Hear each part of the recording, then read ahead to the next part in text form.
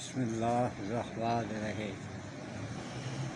میں آج آپ کو بتاؤں گا کہ جو پستان ہے وہ آپ کے ڈھیلے ہو جاتے ہیں، لٹک جاتے ہیں اور ان کی نشو و نما بالکل ختم ہو جاتی ہے۔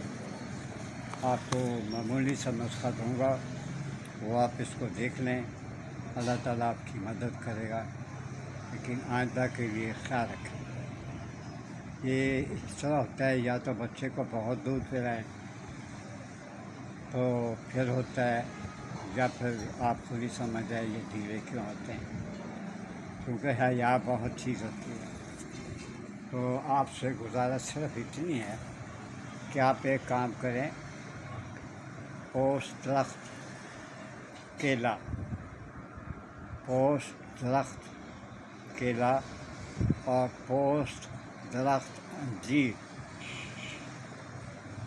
پوست درخت انار، ہر ایک تولا تولا لے لیں، اور زرد چوب چیوبے،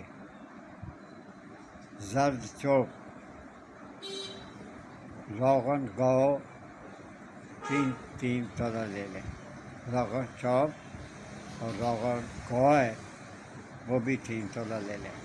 تمام ادویات کو روغن زرد میں جلا دیں اور فلٹر کر کے اس کو